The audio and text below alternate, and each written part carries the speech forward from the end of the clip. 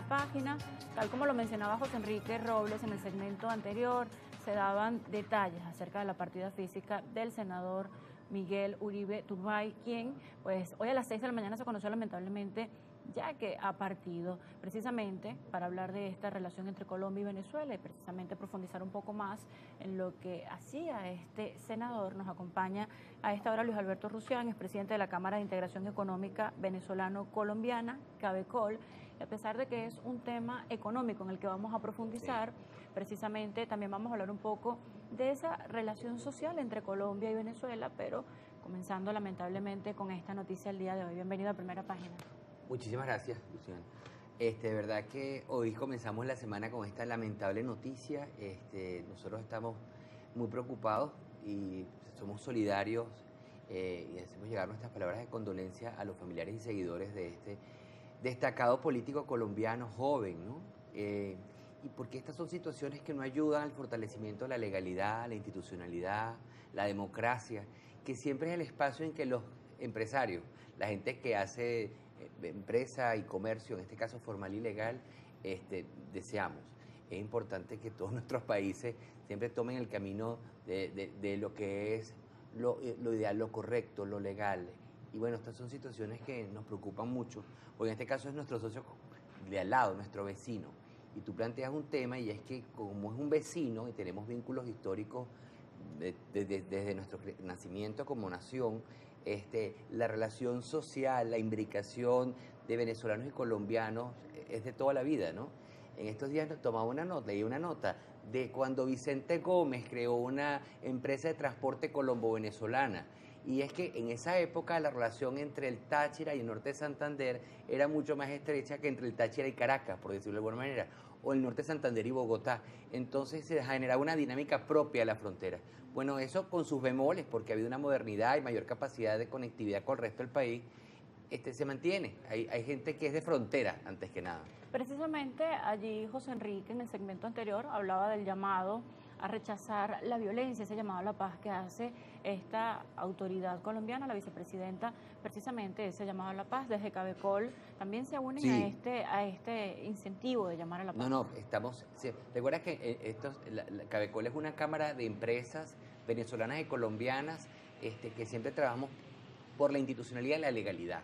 Y el mejor espacio es que haya estabilidad política, social, que haya seguridad jurídica, pero seguridad personal. Entonces, todo aquello que no contribuya con eso, y hay muchas prácticas que no lo hacen, afectan el ambiente, afectan la relación, generan expectativas positivas o negativas. En este caso, de verdad que uno se siente expectante porque además la historia colombiana tiene muchos años donde ha habido confrontación y no viene al caso hoy hablar de eso. Además, como cámara no es nuestro rol, pero sí nos preocupa.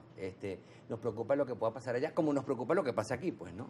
Precisamente antes de empezar a hablar un poco en cifras, de números, de lo que ha sido también el comportamiento de ese intercambio comercial entre Colombia y Venezuela, también me gustaría resaltar no solamente lo social, sino también el fortalecimiento de ese nexo, de esa recuperación del nexo, más allá de lo social, también cultural entre ambos países, y precisamente en esta zona de frontera que de un tiempo para acá, bueno, ha sido restablecido, ha sido normalizado, no solamente el paso comercial, el paso de transporte, sino la comunicación entre habitantes, como bien los decía, que hay básicamente residentes en esta zona. Esta recuperación cultural y social también se ha dado. Sí, ha sido muy positivo porque desde el relanzamiento de la relación van a ser 3 años, uno de los primeros señales concretas fue el paso de niños del Táchira a los colegios de Cúcuta.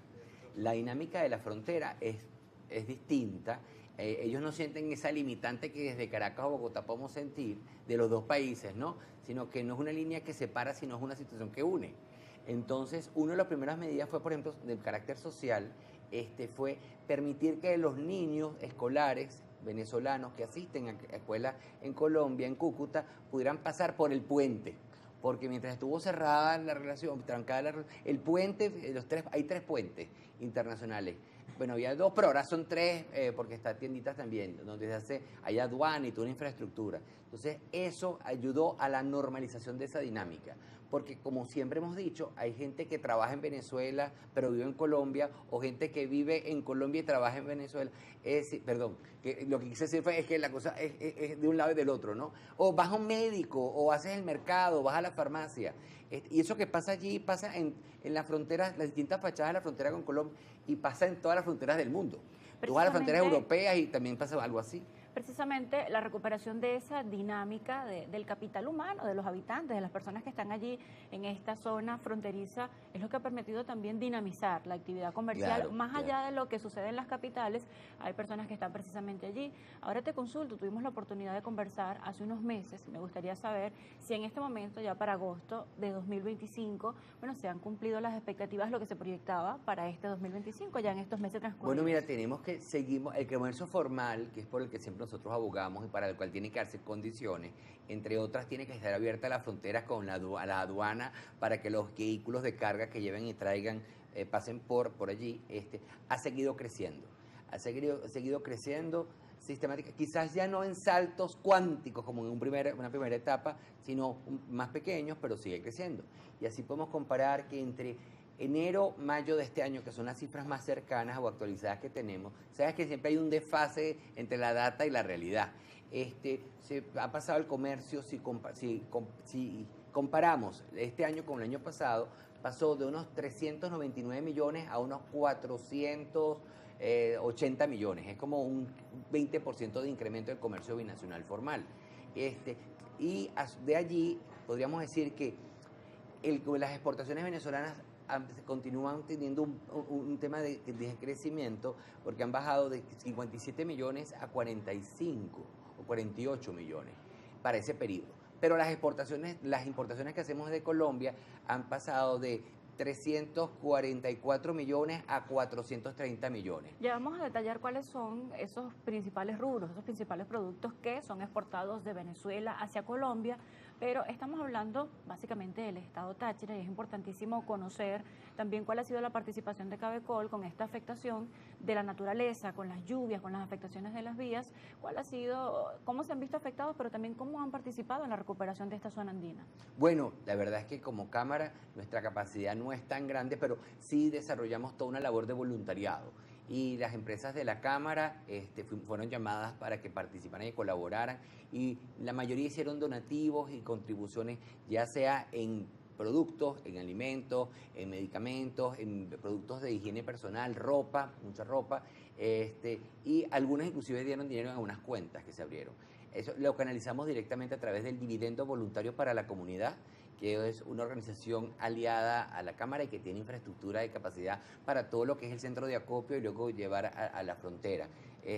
Sí, nosotros nos solidarizamos con el Táchira y con Mérida, ¿no? Con quien también la afectación fue bien profunda y es parte de toda esa región andina, de esa relación binacional colombo-venezolana. ¿Qué tipo de contratiempos han traído estas afectaciones en vías, en todo lo que tiene que ver con las intensas lluvias que han caído en la región andina? Bueno, ha habido una afectación de la cotidianidad. Podríamos decir que las vías, todo lo que tiene que ver con las carreteras del estado Táchira, del estado de Mérida, inclusive del estado Trujillo también se han visto afectadas, y bueno, eso de alguna manera afecta también el transporte terrestre, que es el transporte internacional de carretera. Y llama la atención porque es que Táchira recuperó su posición de liderazgo respecto a las operaciones de transporte de carga terrestre entre Venezuela y Colombia. Durante el cierre de esta frontera, el comercio binacional formal terrestre se hacía por el Zulia, por Paraguachón.